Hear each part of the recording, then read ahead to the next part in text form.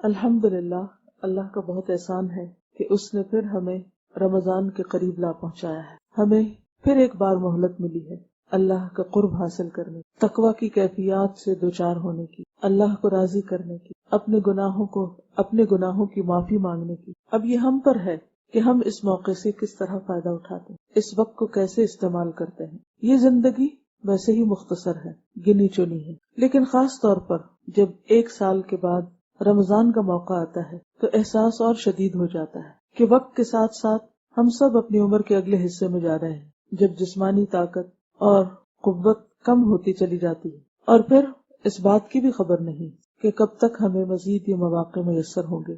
لہٰذا جیسے زندگی کا ہر دن ہمیں آخری دن سمجھ کر گزارنا چاہیے، اسی طرح اس رمضان کو بھی آخری رمضان سمجھ کر گزاریں. اگر اللہ سبحانہ و تعالیٰ اگلے سال پھر موقع دے دے تو یہ سراسر اس کی عنایت اور رحمت ہوگی، ہمارا حق نہیں.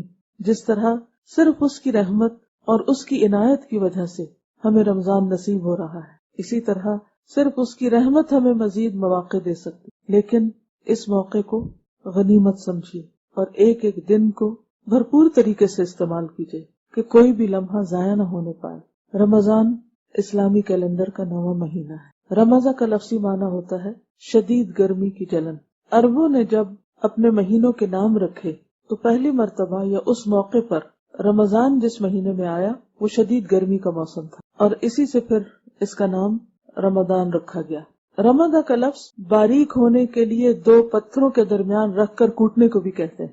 اس اعتبار سے بھی رمضان ہمارے اندر عاجزی اور ہمبلنس پیدا کرنے کا موقع ہے کہ جس میں ہم اپنے بہت سے ایسی عادات اور بہت سے ایسی باتیں اور اخلاق کے بہت سے ایسے پہلو جن کی ہم اصلاح کرنا چاہتے ہیں، تو یہ مہینہ اس کا بھی ایک بہترین موقع ہے. جسمانی اعتبار سے گرم صحرا میں رہنے والے روزے کی حالت میں اور ویسے بھی گرمی کے اس مہینے میں پیاس کی شدت سے اس طرح دوچار ہوتے کہ گویا پورا جسم اندر سے جل رہا ہے. اور اس کے لٹرل میننگ میں، رمضان کے لٹرل میننگ میں یہ بھی آتا ہے کہ شیپ کو سکن کے اندر رکھ کے بیک کرنا. یعنی جو بھیڑ ہوتی ہے نا، اس کو آپ نے عربوں کے ہاں کبھی کھانا کھایا ہوگا کہ پورا لیمب جو ہے وہ روسٹ کرتے، تو بعض اوقات وہ سکن کے اندر ہی اس کو روسٹ کرتے، مطلب کاٹ کے کرتے ہیں نا بعض اوقات، لیکن بعض اوقات سکن کے اندر.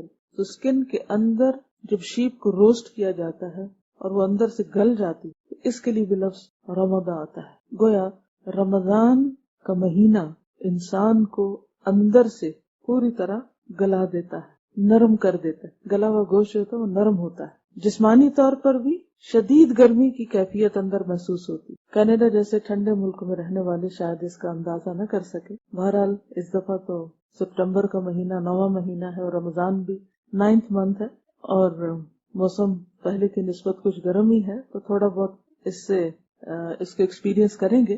لیکن جس طرح جسمانی طور پر انسان اندر سے گل جاتا ہے یا گرم ہو جاتا ہے یا بیک ہو جاتا ہے یا روسٹ ہو جاتا ہے، اسی طرح صرف جسمانی طور پر نہیں، روحانی طور پر اور باطنی طور پر ہم سب کو اندر سے نرم ہونے کی ضرورت ہوتی. اور یہ نرمی تقوی کے ذریعے آتی، حقیقی تقوی، مصنوعی تقوی نہیں کہ جس کا تعلق صرف اوپر کے لبادے سے ہو کہ اوپر ہم نے ایک خاص قسم کی کیفیت طاری کر لی اور ہم متقی پرہیزگار نظر آنے لگے. تقوی کسی مخصوص لباس کا نام نہیں ہے، کسی مخصوص آؤٹ لک کا نام نہیں. تقوی نبی صلی اللہ علیہ وسلم کے فرمان کے مطابق ہونا، دل کی طرف اشارہ کر کے آپ نے فرمایا کہ دل کے اندر کی کیفیت کا نام ہے. تو جب تک دل کے اندر وہ عاجزی پیدا نہیں ہوتی اس وقت تک رمضان کا مقصد پورا نہیں ہوتا. اسی طرح رمضان گناہوں کو جلانے، گناہوں کو مٹانے اور گناہوں سے چھٹکارا پانے کا مہینہ ہے. اور وہ کس طرح؟ گناہوں سے بچ کر. کیونکہ جو آیات آپ نے سنی اس میں سے پہلی آیت کیا کہتی ہے؟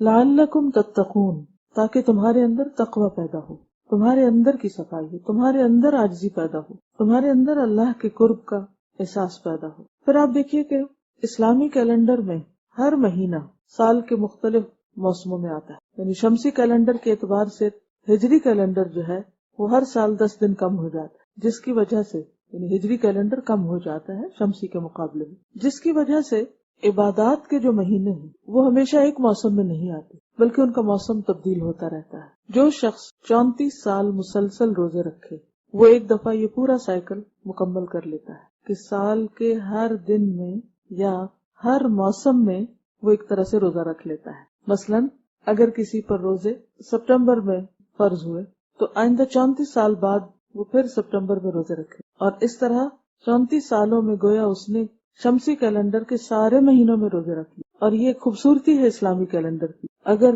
شمسی کیلنڈر استعمال ہوتا اور مثلاً رمضان جو ہے وہ یا روزے رکھنے کی فرضیت جنوری کے مہینے میں ہوتی تو ہم کیا کرتے؟ ہمیشہ سردیوں میں ہی روزے آتے. ٹھیک ہے، سردیوں میں روزے آنے سے ہمیں ایک سہولت تو ضرور ہو جاتی ہے کہ جلدی وقت گزر جاتا ہے، لیکن جو خوبصورتی اور جو مزہ اس تبدیلی میں ہے کہ انسان جس طرح سال کے باقی حصوں میں باقی موسموں کو انجوائے کرتا ہے اور مختلف تبدیلیوں کے ساتھ اس کے اندر کام کرنے کا بھی مختلف طریقے پر مختلف کام کرنے کا جذبہ پیدا ہوتا ہے، اسی طرح ہر رمضان اپنے اندر تبدیلی کی وجہ سے، یعنی موسمی تبدیلی کی وجہ سے اپنے اندر ایک الگ خوبصورتی رکھتا ہے. اس کا ایک الگ احساس ہوتا ہے، اس سے انسان کے جذبات مختلف طرح کے ہوتے ہیں. اس لیے جس بھی موسم میں روزہ ہو، اس موسم کو اللہ کی طرف سے آئے ہوئے ایک حکم اور اس حکم کی حکمت کے ساتھ خوشی سے اس کا استقبال کرے. ڈرنا نہیں شروع کرے، کیونکہ عام طور پہ ہم ڈرنے لگتے ہیں کہ اس دفعہ تو بہت لمبا روزہ ہوگا، اور اس وقت تو بہت گرمی ہوگی، اور پتہ نہیں پیاس کے مارے کیا حال ہوگا، اور اب تو ہم بہت سی بیماریوں کا شکار ہو گئے، کیا خیال ہے ہم پر کوئی رخصت تو نہیں ہم کسی رخصت کے اہل نہیں ہو سکتے کہ کسی طرح ہمیں چھٹی مل سکے. نہیں، اس کی بجائے آپ یہ سمجھیں کہ جس رب نے ہم پر یہ روزے فرض کیے ہیں، کیونکہ اس آیت کے شروع میں آتا ہے نا، یا ایھا الذین آمنوا کتب علیکم الصیام کما کتب علی الذین من قبلکم. تو یہ جو روزے فرض کیے گئے ہیں اور پھر رمضان میں فرض کیے گئے، کیونکہ شہر رمضان الذی انزل فیہ القرآن، تو رمضان کے مہینے میں جو فرضیت ہوئی تو اس کے پیچھے خاص حکمت ہے. اس رب کو معلوم تھا کہ ہمارے اندر اتنی وسعت، اتنی طاقت اور اتنی ہمت ہے کہ ہم اللہ کی طرف سے آئے ہوئے اس فریضے کو نبھا سکتے ہیں. لہذا خوشی کے ساتھ اس کو نبھائیے، خوشی کے ساتھ اس کو ویلکم کیجیے، خوشی کے ساتھ اس کا استقبال کرتے ہوئے اس کے لیے بھرپور تیاری کیجیے.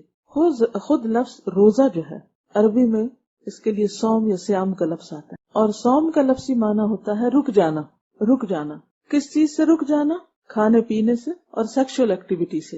اور کتنی دیر کے لیے رک جانا، اس کا تعین بھی قرآن مجید میں کر دیا گیا. ثم اتم الصیام الی اللیل، رات کے آغاز تک روزہ مکمل کرنا. اور کب؟ حتی یتبین الخیط الابیض من الخیط الاسود، کہ جب صبح کے وقت سفید دھاری سیاہ دھاری سے الگ ہو جائے، یعنی سحر کا وقت ہوتا ہے. اب تو خیر کیلنڈر موجود ہیں اور منٹس اور سیکنڈز کے حساب سے پوری کیلکولیشنز وقت سے پہلے ہی ہمیں مل جاتی ہیں. تو ان مخصوص اوقات میں کھانے پینے سے رک جانا اور سیکشل ایکٹیویٹی سے رات کے وقت ان چیزوں کی اجازت ہوتی، کیونکہ روزہ جو ہے وہ رات کو نہیں رکھا جاتا، دن ہی کو رکھا جاتا ہے. اگر کوئی شخص یہ کہے کہ میں دن کی بجائے رات کو روزہ رکھ لیتا ہوں اور سو کر وقت گزر جائے گا، تو وہ ایسا نہیں کر سکتا. کوئی یہ نہیں کہہ سکتا کہ میں نے اتنے گھنٹے کا روزہ تو چلے میں آفٹر نون سے شروع کر کے اپنی مرضی سے اتنے گھنٹے پورے کر لیتا ہوں. تو بات گھنٹے پورے کرنے کی نہیں ہے، بات اللہ کی حدود کی پابندی کی ہے کہ جو اوقات اس نے مقرر کیے انہی اوقات میں ان تمام چیزوں سے بچنا بے حد ضروری ہے. پھر یہ ہے کہ اگرچہ ہم جسمانی طور پر روزہ رکھتے ہیں اور ان قانونی احکامات کی پابندی کرتے ہیں، لیکن اس کے ساتھ ساتھ کچھ اخلاقی پابندیاں بھی ہم پر عائد ہوتی ہیں. اور وہ کیا ہے کہ ہم صرف کھانے پینے کا روزہ ہی نہ رکھیں، بلکہ اپنی زبان کا روزہ بھی رکھیں، اور زبان سے ایسی باتوں کو چھوڑ دیں کہ جو اللہ کو ناراض کرنے والی. کانوں کا روزہ بھی رکھیں، ایسی باتوں کو نہ سنیں یا ایسی باتوں کے سننے میں دلچسپی نہ رکھیں جو اللہ تعالیٰ کو پسند نہیں. آنکھوں کا روزہ بھی ہو کہ ایسی چیزوں کو نہ دیکھیں کہ جو اللہ تعالیٰ کو ناراض کرنے والی ہو. کیونکہ تقوی کا مفہوم کیا ہے؟ تقوی کا لفظی معنی ہوتا ہے بچنا، ریزرو کرنا، پروٹیکٹ کرنا، حفاظت کرنا. تو کس چیز کی پروٹیکشن، کس چیز کی پریزرویشن، کس چیز کی حفاظت؟ اپنے تمام جسم کی حفاظت. کس سے؟ گناہوں سے. کس سے بچنا؟ گناہوں سے بچنا، اللہ کی نافرمانی کے کاموں سے بچنا. اور کس چیز کو اختیار کرنا؟ یعنی مختلف چیزوں سے بچنے کے بعد، مختلف چیزوں کو چھوڑنے کے بعد پھر کچھ اور کاموں کو اختیار کرنا. اور پھر آپ دیکھیے کہ صرف بچنے کا ہی مفہوم نہیں ہوتا ہے اس میں، بلکہ تقویٰ جو ہے وہ انسانی شعور کی اعلیٰ ترین کیفیت کا نام ہوتا ہے۔ تقوی انسان کو الرٹ رکھتا ہے، تقوی انسان کو باشعور بناتا ہے۔ جس طرح روزے کی حالت میں ہم کھانے پینے سے پرہیز کرتے ہیں، اسی طرح گناہوں سے بھی پرہیز کرتے ہیں، اور جب ہم گناہوں سے پرہیز کرتے ہیں تو پھر شیطان کو ہم پر حملہ آور ہونے کا موقع کم ملتا ہے۔ اور خصوصاً رمضان میں تو شیطان باندھ دیے جاتے ہیں، جو سرکش جن ہے وہ کنٹرول کر لیے جاتے ہیں، تو انسان شیطان کے وسوسوں سے محفوظ ہوتا ہے، اور اس طرح وہ جو ایول ٹمپٹیشنز ہوتی ہیں وہ بھی کنٹرول ہونے لگتی ہیں۔ لیکن ان سب میں نیت اور ارادے کا بہت بڑا دخل ہے، شعوری کوشش کی ضرورت ہے، ورنہ انسان جن چیزوں کا سال بھر عادی ہوتا ہے انہی چیزوں کو اسی طرح لیے چلا جاتا ہے۔ تو رمضان جو اللہ تعالیٰ کے قرب حاصل کرنے، گناہوں سے بچنے کا مہینہ ہے، صرف بچنا ہی نہیں بلکہ نیکیوں کو اختیار کرنے کا مہینہ بھی، زیادہ سے زیادہ نیکیاں کرنے کا وقت بھی ہے۔ زیادہ سے زیادہ نیکیوں میں سب سے بڑی نیکی تو بذات خود روزہ رکھنا ہے، کیونکہ اگر کوئی شخص رمضان کے مہینے میں قرآن بھی پڑھ رہا ہے، صدقہ خیرات بھی کر رہا ہے، لوگوں کے روزے بھی کھلوا رہا ہے، عمرہ بھی کر رہا ہے، لیکن روزہ نہیں رکھ رہا کہ یہ میرے لیے بڑا مشکل ہے، میں سب کچھ کر سکتا ہوں، اپنے کھانے پینے پہ کنٹرول نہیں کر سکتا یا اپنی نفسانی خواہشات پہ کنٹرول نہیں کر سکتا، تو اس کی باقی ساری عبادات اس فائدے کی نہیں رہتی۔ نفلی عبادت فرض کا درجہ نہیں لے سکتی یا فرض کو کمپنسیٹ نہیں کر سکتی۔ یعنی کوئی شخص یہ نہیں کہہ سکتا کہ میں سارا دن قرآن پڑھوں گا لیکن روزہ نہیں رکھوں گا، نہیں، روزہ فرض عبادت ہے۔ جو 5 بیسک پلرز آف اسلام ہیں ان میں سے ایک بنیادی ستون ہے دین کا۔ جو شخص جان بوجھ کر روزہ چھوڑے وہ اللہ تعالیٰ کا نافرمان ہے اور کبیرہ گناہ کا مرتکب ہوتا ہے۔ اس میں ہماری اپنی کوئی چوائس نہیں، الا یہ کہ کوئی شخص بیمار ہو یا سفر پر ہو، جیسے کہ آپ نے اس آیت میں سنا۔ اسی لیے ہم دیکھتے ہیں کہ روزہ اگر کسی بیماری یا سفر کی وجہ سے قضا ہو جائے تو اس کی قضا رکھنا بھی لازم ہے۔ ہم دیکھتے ہیں کہ حضرت عائشہ رضی اللہ تعالی عنہا کہتی ہیں کہ میں رمضان سے پہلے اپنے پچھلے روزے قضا رکھ لیتی تھی، شعبان کے مہینے میں وہ اپنے قضا روزے پورے کر لیتی۔ بعض اوقات ایسا ہوتا ہے کہ رمضان کے فوراً بعد بھی ایک ٹیمپو بنا ہوتا ہے، تو انسان کے جب رمضان میں روزے چھٹتے ہیں تو وہ ساتھ ہی رکھ لیتا ہے، سفر کی وجہ سے، بیماری کی وجہ سے، یا خواتین اپنی مخصوص حالت کی وجہ سے۔ لیکن اگر اس وقت نہ رکھ سکے تو نیکسٹ رمضان سے پہلے ان کو رکھ لینا چاہیے۔ اسی طرح یہ ہے کہ اگر کوئی شخص فوت ہو جائے رمضان کے اندر اور وہ بیماری کی وجہ سے کچھ دن کے روزے نہیں رکھ سکا، تو مرنے کے بعد اس کے وارثوں پر فرض عائد ہوتا ہے کہ وہ اپنے پیارے کے پیچھے اس کے روزے رکھیں۔ صرف اس بات کی فکر نہ کریں کہ اس کی جائیداد تقسیم کریں، بلکہ اس کے اوپر جو فریضہ عائد ہوتا ہے روزہ کا یا زکوٰۃ وغیرہ کی ادائیگی کا، اس کو بھی پورا کریں۔ ہاں، اگر یہ کہ کوئی بھی نہ مانے تو پھر اس کے چھوڑے ہوئے مال میں سے پہلے ان روزوں کی قضا دے دی جائے، یعنی ان کا فدیہ ادا کر دیا جائے۔ پھر اسی طرح یہ ہے کہ اگر کوئی شخص وقت سے پہلے روزہ توڑ بیٹھتا ہے، مثلاً آپ بادل تھے، آپ کو پتہ ہی نہیں چلا، آپ نے سمجھا مغرب ہو گئی، بہت گہرے بادل ہوتے ہیں نا، جیسے آج کل موسم ایسا ہو رہا ہے تو بادلوں کی وجہ سے بارشوں کا موسم ہے، تو بعض اوقات انسان غلطی سے روزہ کھول بیٹھتا ہے، تو ایسے روزے کی بھی قضا دی جائے گی۔ اگر وقت سے 5 منٹ پہلے بھی کسی نے روزہ کھول دیا تو اس کو یہ روزہ دوبارہ رکھنا ہوگا۔ اس سے آپ اندازہ لگا سکتے ہیں کہ روزے کی کتنی اہمیت ہے، اور روزہ سب پر فرض ہے۔ سب پر سے مراد کیا؟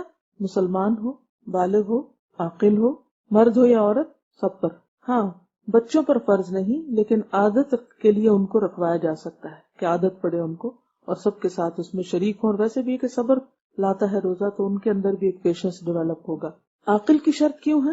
کیونکہ مجنون پر کوئی بھی عبادت فرض نہیں، یعنی جس کو اپنا ہوش نہیں۔ اب یہ تو دوسروں کو تکلیف میں ڈالنے والی بات ہے نا، کہ اگر یہ کہا جائے کہ جس شخص کے ہوش و حواس یہ سینسز ہی نہیں، اس کو کوئی اور روزہ رکھوائے اور سارا دن اس کے ہاتھ پکڑ کے بیٹھا رہے، اس کو واچ کرتا رہے کہ وہ کچھ کھا نہ بیٹھے یا بھولے سے کوئی غلط کام نہ کر لے، تو اس کی ذمہ داری نہیں۔ اگر کسی کے ہاں ایسا کوئی شخص ہے کہ جو بڑھاپے کی وجہ سے سٹھیا گیا ہے، یا اس کو ہوش و حواس ہی نہیں رہے، یا یہ کہ اس کے ویسے ہی اس کے اوپر یعنی اس میں کسی قسم کی کوئی عقل نہیں، تو اس کے اوپر روزہ نہیں۔ اسی طرح یہ ہے کہ بچے پر نہیں، تو بالغ ہونا ضروری ہے۔ اب بلوغت کی شرائط کیا ہے خواتین کے لیے؟ اس میں بچیوں کو جو پیریڈ شروع ہو جاتے ہیں تو جس ایج سے بھی وہ شروع ہوں گے اس ایج سے ان پر روزے فرض ہو جائیں گے۔ آج کل بعض مخصوص غذاؤں کی وجہ سے یا اوور آل جو ہر چیز میں ایک تبدیلی آ چکی ہے، اس تبدیلی کی وجہ سے بعض اوقات ارلی ایج میں بھی پیریڈ شروع ہو جاتے ہیں، لیکن اس کا یہ مطلب نہیں کہ ابھی روزے فرض نہیں ہوئے اور 15 سال کی عمر کا انتظار کیا جائے، کیونکہ ہمارے یہاں ایک بات یہ بھی مشہور ہے کہ جب 15 سال کی لڑکی ہوگی تو پھر روزے فرض ہوں گے. نہیں، اگر 10 سال میں کسی کو مینسز شروع ہو جاتے ہیں تو 10 سال میں ہی روزے رکھنے ہوں گے.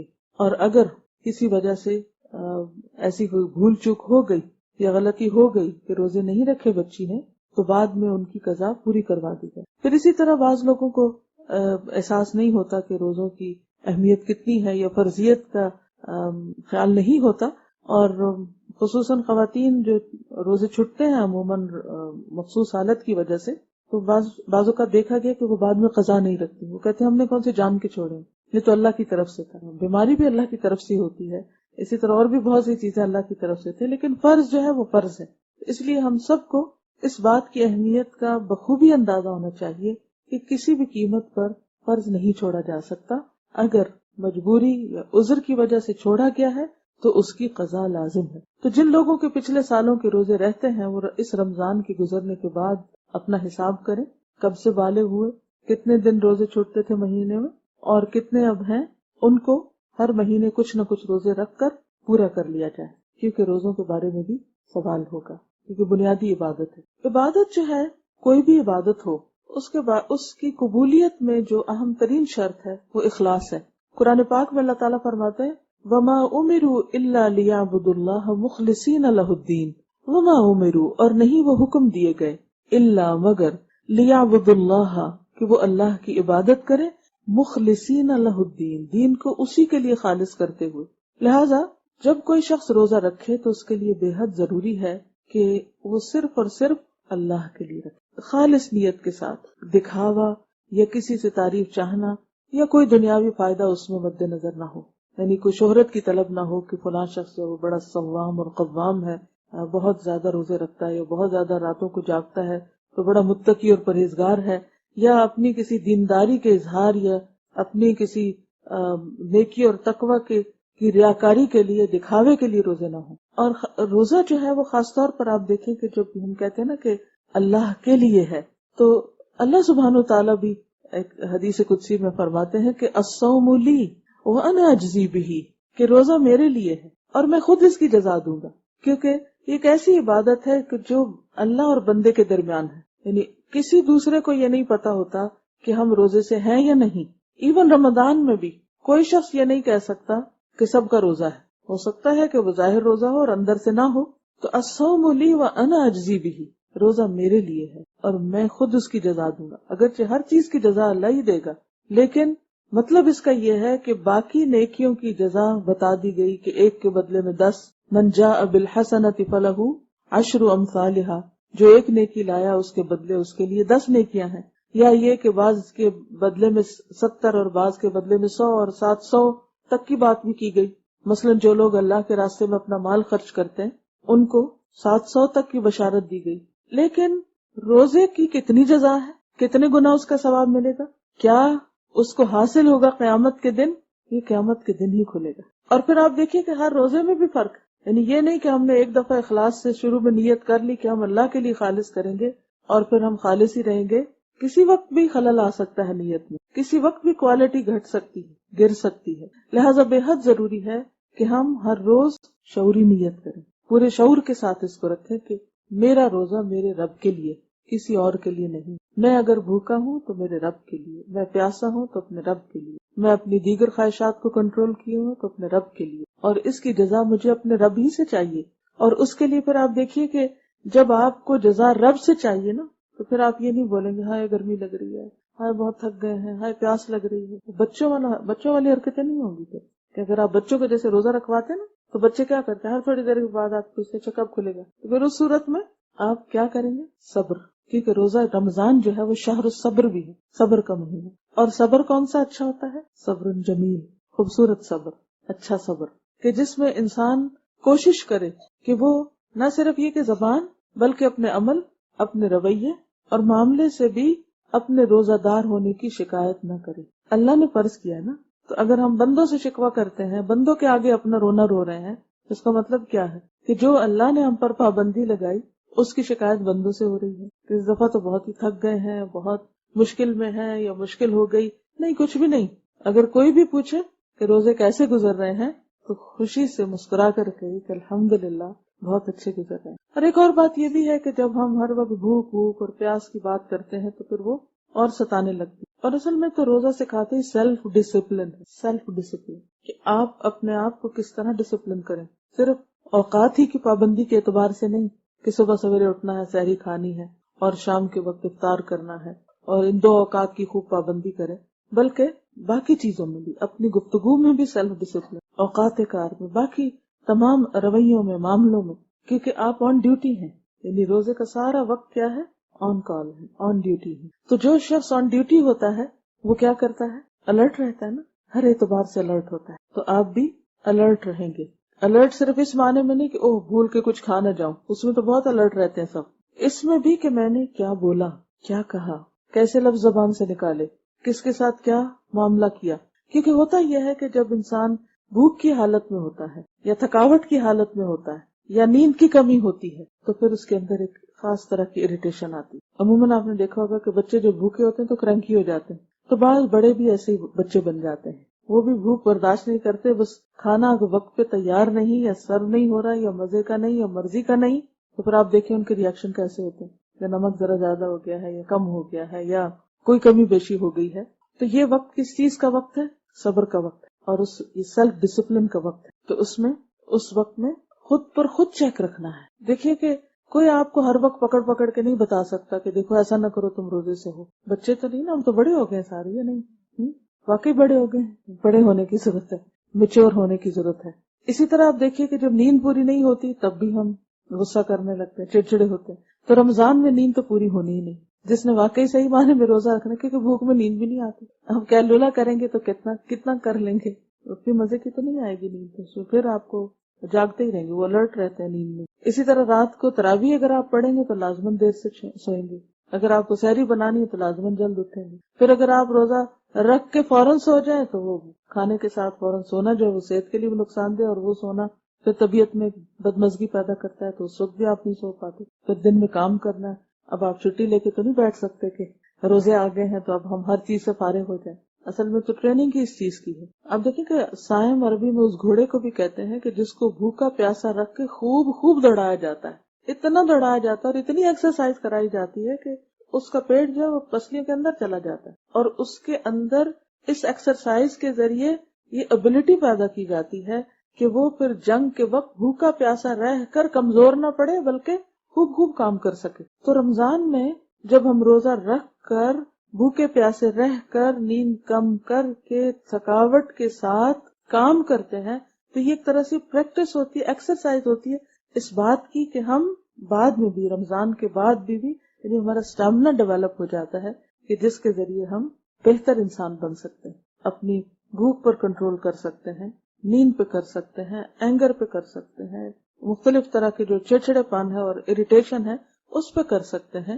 اور یہ صرف ایک ڈیسیژن لینے کی دیر ہے. رمضان کے عالم تو روزہ ہم کو یاد دلاتا ہے کہ دیکھو ایسا نہیں کرنا ہے روزے سے ہو، لڑائی جھگڑا نہیں کرنا کہ روزے سے ہو. اور اگر ہم نہ یاد رکھیں تو کوئی دوسرا ہمیں یاد دلا دیتا ہے کہ بھئی روزے سے ایسا نہیں کرو. تو یہ ایک پورا مہینہ صائم رہ کر، یعنی روزہ دار رہ کر، جیسے وہ گھوڑے کی مثال سامنے رکھیں کہ وہ گھوڑا کہ جس کو بھوکا پیاسا رہ کر دوڑایا جاتا ہے، اسی طرح روزہ رکھ کر ہم بھی سارے کام کرنے ہیں، دوڑ دھوپ اور سب کچھ. اور آپ دیکھیں گے کہ ایک دفعہ جب آپ شروع کر دیں گے تو آپ کو یاد بھی نہیں رہے گا. پہلے تھوڑا سا خوف ضرور ہوتا ہے کہ آپ کے اندر ایک ہچکچاہٹ ہوتی ہے کہ پتہ نہیں کیا ہوگا، لیکن جب کرنے لگتا ہے تو وہ ہونے لگتا ہے. اور پھر رمضان کے بعد آپ اس ایکسپیرینس کو بار بار یاد کرتے ہیں کہ اچھا روزہ رکھ کے میں یہ سب کچھ کرتی تو اب کیوں نہیں کر سکتی. اصل بات یہ کہ ہم اپنے نفس کو ڈھیلا چھوڑ دیتے ہیں، سب سے زیادہ رعایتیں اپنے آپ کو دیتے ہیں، سب سے زیادہ رحم اپنے آپ پہ کھاتے ہیں، اپنے آپ پہ ترس کھا رہے تھے، سیلف پٹی کا شکار ہوتے کہ اب ہم کو بھوک لگی، اب ہم کو نیند آئی. اپنے نفس کا بھی تو حق ہوتا ہے. اور ہمیں تو اس ڈھیل میں پھر کیا ہوتا ہے کہ ہم بہت سے فرائض سے غافل ہو جاتے. تو یہ موقع ہے ہماری سستی دور کرنے، کوتاہی دور کرنے. سب سے زیادہ مجھے جو سن کر احساس ہوا وہ روزے کی فرضیت کا ہے کہ پہلی آیت میں ہی فرمایا کہ کتب علیکم الصیام، روزے تم پر فرض کر دیے گئے. اور پھر یہ کہ صرف تم پر نہیں، تم سے پہلوں پر بھی فرض کیے گئے. اب پہلوں کی مثال کیوں دی گئی؟ اب دیکھیے کہ جب ہم پر کوئی پابندی لگتی ہے نا تو ہمیں مشکل نظر آتی. فرضیت کا کیا مطلب؟ کہ پابندی ہے، تمہیں ایسا کرنا ہوگا. لیکن انسان کا نفس جو ہے وہ پابندیوں سے گھبراتا ہے، پابندیاں قبول نہیں کرنا چاہتا. لیکن جب انسان کو مثال دے کے سمجھایا جاتا ہے کہ دیکھو یہ صرف تم پر نہیں، تمہارے بڑے بہن بھائی پر بھی یہ پابندی ہے یا اس پہ بھی لگی تھی، تو پھر انسان کے لیے اس پابندی کو سہنا آسان ہو جاتا ہے. جب انسان دیکھتا ہے کہ اچھا اور لوگ بھی اس میں اسی طرح بندھے ہوئے ہیں، تو پھر اپنی پابندی مشکل نہیں لگتی. تو اللہ سبحانہ وتعالیٰ نے کتنے زبردست حکیمانہ طریقے سے ہمیں روزے کی فرضیت کا احساس دلایا. اللہ تعالیٰ یہ بھی کہہ سکتے تھے کہ تم پر روزے فرض ہیں لہذا روزے رکھو، کیونکہ آگے جا کے کہا فَلْيَصُمْ، لیکن شروع میں کیا کہا؟ یعنی کتنا انسانی نفسیات کا خیال رکھا گیا اور کتنے حکمت کے ساتھ بات آگے بڑھائی گئی کہ دیکھو تم رکھو، مشکل نہیں، کوئی نئی بات نہیں، پہلے لوگ بھی رکھتے رہے ہیں، تم بھی رکھ سکو گے. اور ان روزوں کے رکھنے میں دراصل تمہارا ہی فائدہ ہے، اور وہ فائدہ کیا ہے کہ تمہارے اندر تقویٰ پیدا ہوگا.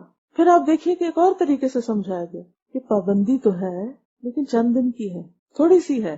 یعنی ایک اور انداز سے پھر اس معاملے کو ہلکا کیا گیا. آپ جب کسی کو ڈسپلن کرتے ہیں یا کسی کو پابندی لگاتے ہیں یا کسی کو کسی خاص وقت کے لیے روک رکھتے ہیں تو آپ کہتے ہیں تھوڑی دیر کی تو بات ہے.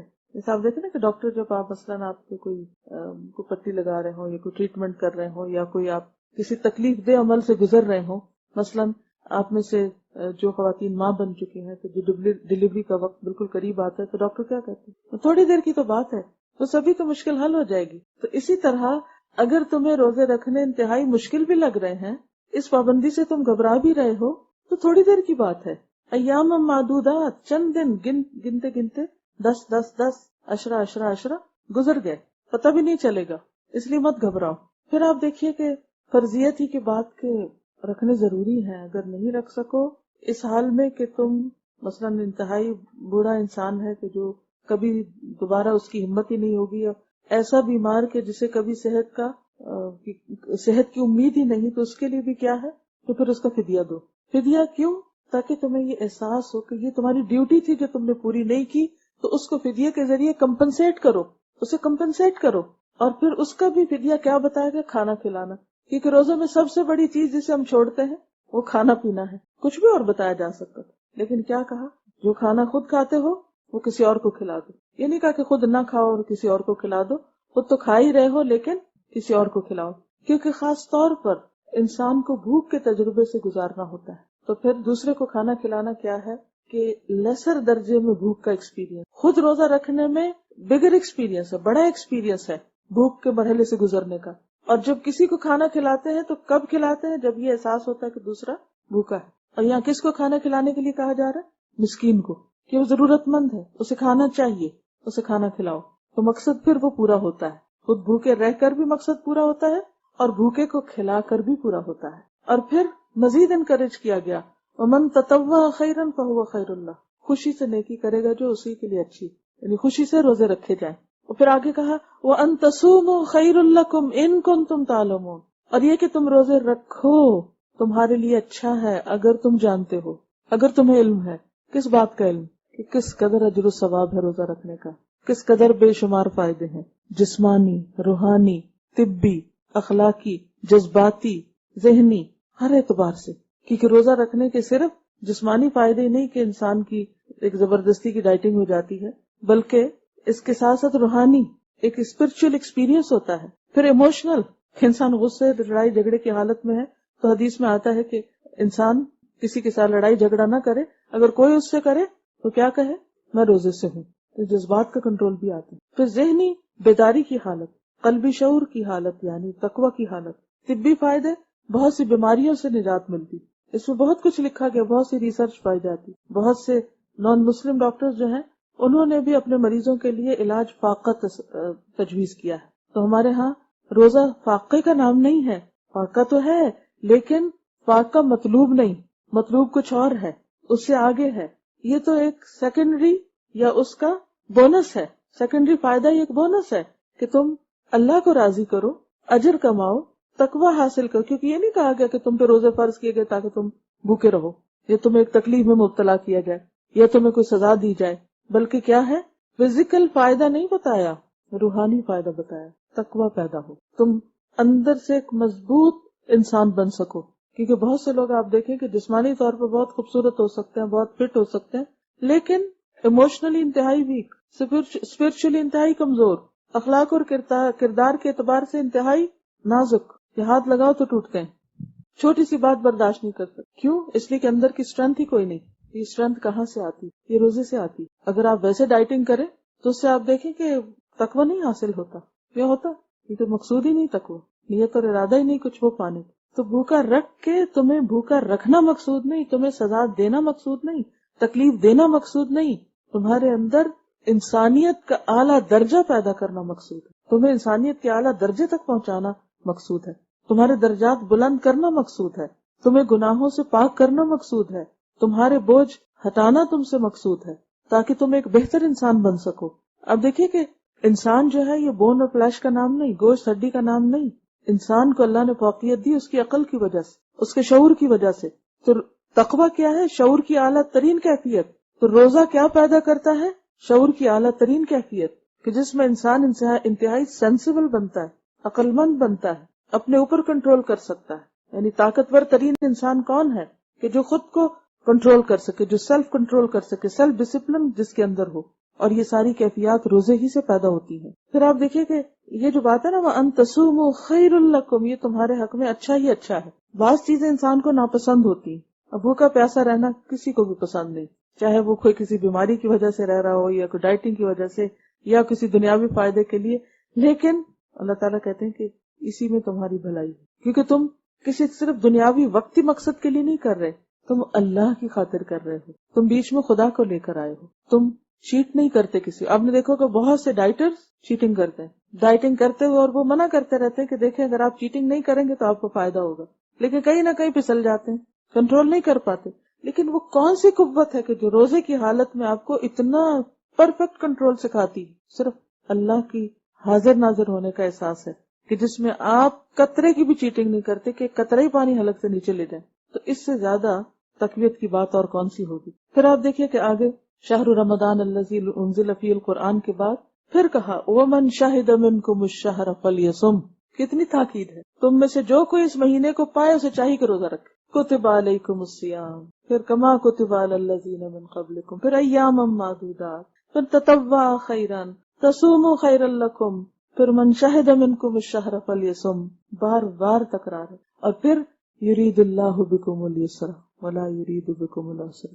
اللہ تمہارے لیے آسانی چاہتا ہے، مشکل نہیں چاہتا، مشقت نہیں چاہتا. ہم سمجھتے ہیں کہ آسانیاں حاصل کرنے میں آسانی ہوگی. نہیں، اگر آسانیاں ہوں زندگی، اب تو آپ اردو شعر بھی بھول گئے. کیا کہا ہے شاید نے؟ اگر آسانیاں ہوں زندگی دشوار ہو جائے. جتنی سہولتیں زیادہ ہوتی ہیں، جتنی آسانیاں ہوتی ہیں، اتنی زندگی دشوار ہو جاتی. جتنی گاڑیاں بن گئی اتنی ٹریفک زیادہ ہو گئی. تو دشواری ہو گئی یا آسانی ہو گئی؟ جہاں آسانی ہوئی وہاں دشواری بھی ہو گئی. جتنے اپلائنسز زیادہ بن گئے ہیں اتنے ہی کچن زیادہ اسٹفڈ ہو گئے ہیں. سامان رکھنے کے لیے اتنی اسپیس چاہیے، اتنے ہی برتن دھو، اتنا ہی ذہن الجھا رہتا ہے، اس کے لیے یہ کرو، اس کے لیے وہ کرو، اس کے لیے وہ کرو. تو اگر آسانیاں ہو زندگی دشوار ہو جائے. لیکن جہاں کہیں مشکل ہوتی ہے مشکلوں سے کبھی نہ گھبرائیں. ان مع العسر یسرا، ان مع العسر یسرا. تو اوپر سارا کہا کہ روزہ رکھو، روزہ رکھنے میں مشکل مشقت، کہا یرید اللہ بکم اليسر ولا یرید بکم العسر. کیوں؟ ایک تو روزہ رکھنے سے آسانی ہے کہ انسان ہلکا پھلکا ہو جاتا ہے، اس کے اندر ایک قوت آ جاتی ہے، اور قوت اور اسٹرینتھ کے ذریعے بہت سی آسان. پھر اگر نہیں رکھ سکتا انسان یا روزے یا سفر کی حالت میں، اس کے بعد یہ بات فرمائی گئی. تو اس میں بھی کیا ہے کہ انسان کو اللہ سبحانہ وتعالیٰ نے آلٹرنیٹ دیا ہے کہ تم بعد میں رکھ لینا. یہ نہیں کہا کہ رکھو نہیں، رکھ لینا، روزہ پھر رکھنا ہے. اسی میں آسانی، کیونکہ سال میں اپنی گنتی پوری، کیونکہ اگلی آیت میں فرمایا وَلِتُکْمِلُوا الْعِدَّةَ، گنتی پوری کرو. گنتی پوری کرنا مقصود ہے، چاہے رمضان کے اندر پوری کرو، اور چاہے بیماری کی وجہ سے رمضان میں پوری نہیں کر سکے تو سال بھر میں پوری کرو. اس میں خاص حکمت ہے کہ پورے مہینے کے روزے رکھنے، کیونکہ پورے مہینے، پورے سال کے اندر جسم کو جتنا وقفہ چاہیے فوڈ سے پرہیز کرنے کا یا مختلف ایکٹیویٹی سے جو ممنوع ہے سال میں، وہ ضروری ہے. اس سے انسان کی صحت، اخلاق، کردار، شخصیت، ہر چیز پر اثرات پڑتے ہیں. کوئی آپ اس سلسلے میں کچھ کہنا چاہے گا؟ جی آپ فرمائیں. جی آپ ان کا سوال ہے کہ ہمیں رمضان میں روزے کی شعوری طور پر نیت کرنی چاہیے، کیا اس کے لیے ہر روز بول کر نیت کرنا ضروری ہے؟ جہاں تک روزے کی نیت کا تعلق ہے تو حدیث میں آتا ہے، نبی صلی اللہ علیہ وسلم نے فرمایا من لم یجمع الصیام قبل الفجر فلا صیام له، جس نے فجر سے پہلے روزے کی نیت نہ کی اس کا روزہ نہیں. تو فجر سے پہلے یعنی سحری کے وقت روزے کی نیت کر لینی چاہیے یا ایک رات پہلے. لیکن یہ کہیں نہیں فرمایا کہ نیت بول کے کرنی چاہیے، کیونکہ نیت دل کے ارادے کا نام ہے. اب اگر آپ سحری کے وقت اٹھے ہیں تو کیا کرنے اٹھے؟ جی آپ کی کوئی نیت نہیں روزہ رکھنے کی، نیت نہیں تو سوئے رہیں گے، نیت ہے تو اٹھیں گے نا. تو بس یہی نیت ہوتی ہے، چاہے آنکھ نہیں بھی کھلی. بعض اوقات ایسا بھی ہوتا ہے نا کہ آپ اتنے تھکے ہوئے ہوتے ہیں کہ آپ نہیں اٹھ پاتے، تو اس کا کیا مطلب ہے کہ اب روزہ ہی نہ رکھا جائے کیونکہ ہم نے تو بولی نہیں تھی نیت. بولنا شرط نہیں ہے. رات کو آپ یہ سوچ کے سوئے تھے کیا کہ ہم اٹھیں گے روزہ رکھیں گے، تو بس آپ نہیں اٹھ سکے، تو سوتے ہوئے بھی آپ کی نیت برقرار رہی اور وہی کافی ہو گئی. اللہ سبحانہ وتعالیٰ نے ہمیں کسی ایسی مشقت میں نہیں ڈالا.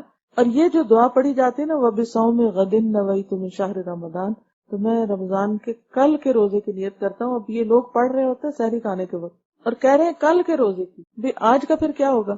یہ مسنون الفاظ نہیں ہے، نبی صلی اللہ علیہ وسلم سے ثابت نہیں ہے. یہ بعد میں کسی نے بنایا اور بیچارے کو میری جیسی عربی ہوگی یہ بھی نہیں پتا کہ آج کے لیے کیا عربی میں لفظ استعمال ہوتا ہے. تو گرامیٹیکلی بھی جی آج کے کچھ بھی پڑھنے کی ضرورت نہیں. دل کا نیت کہتے ہیں دل کے ارادے کو. ہاں یہ جو اس کے آخر میں آپ نے آیت پڑھی نا وَإِذَا سَأَلَكَ عِبَادِي عَنِّي فَإِنِّي قَرِيبٌ أُجِيبُ دَعْوَةَ الدَّاعِ إِذَا دَعَانِ فَلْيَسْتَجِيبُوا لِي وَلْيُؤْمِنُوا بِي لَعَلَّهُمْ يَرْشُدُونَ، کہ جب میرے بندے آپ سے میرے بارے میں پوچھے تو بتا دیجیے میں قریب ہی ہوں، میں مانگنے والے کی دعاؤں کا جواب دیتا ہوں. انہیں چاہیے کہ وہ بھی میری بات مانے اور مجھ پر اعتماد کریں تاکہ وہ ہدایت پائیں. تو اس سے یہ پتہ چلتا ہے کہ رمضان کے بعد کے ساتھ ساتھ دعا کی بات بھی کی گئی، اور رمضان شروع ہوتے ہی دعاؤں کا سلسلہ شروع ہو جاتا ہے، ایکسٹرا دعاؤں کا. اور اس میں خاص طور پر جو ہی آپ چاند دیکھیں، پتہ نہیں دیکھیں گے بھی یا نہیں، دیکھنے کا اہتمام کرنا چاہیے. نہ نظر آئے تو اور بات ہے، کیونکہ رمضان شروع ہی چاند دیکھنے سے ہوتا ہے. نبی صلی اللہ علیہ وسلم نے فرمایا اذا رأیتم الہلال فصوموا واذا رأیتموہ فافطروا فان غم علیکم فصوموا 30 یوما. صحیح مسلم کی روایت ہے. رمضان کا چاند دیکھ کر روزہ رکھو اور شوال کا چاند دیکھ کر افطار کرو، اور اگر مطلع ابر آلود ہو یعنی بادل وغیرہ ہو تو 30 روزے پورے کر لو، یعنی شعبان کے بھی 30 دن کر لو، اور اگر رمضان کے آخر میں بھی نہیں چاند دکھا اور بادل ہیں تو روزے 30 پورے کر لو، اگلے دن عید کر لو. تو جو ہی ہم چاند دیکھیں تو کیا پڑھیں؟ اللہم اہللہ علینا بالیمن والایمان والسلامت والاسلام ربی وربک اللہ. یا اللہ ہم پر یہ چاند امن و ایمان، سلامتی اور اسلام کے ساتھ طلوع فرما. اے چاند میرا اور تیرا رب اللہ، یعنی میں تجھے نہیں پوچھ رہا، تیرا رب بھی اللہ اور میرا رب بھی اللہ ہے. تو اس وقت جب چاند کو دیکھ کر دعا پڑھتے تو چاند سے دعا نہیں کر رہے ہوتے بلکہ اللہ سے دعا کر رہے ہوتے ہیں. یہ دعائیں ہم نے الگ سے چھاپ دی ہیں، آپ یہاں سے اگر اویلیبل ہیں آج تو لے جائیے اور ساتھ ساتھ پڑھنا شروع کر دیجیے. اب یہ بھی کئی لوگ یہ دعا جو ہے نا بس ریچول کے طور پہ پڑھ لیتے ہیں، وہ چاند نظر آ رہا ہے چلو لاؤ کارڈ دیکھ کے تو پڑھ لو. نہیں، اللہ تعالیٰ دعائیں قبول فرماتا ہے. تو کیا دعا کریں کہ یا اللہ امن و ایمان، سلامتی اور اسلام کے ساتھ یہ مہینہ ہم پر گزرے. پھر اسی طرح ایک اور دعا بھی ہے، اللہ اکبر اللہم اہلہ علینا بالامن والایمان والسلامت والاسلام والتوفیق لما تحب وترضى ربنا وربک اللہ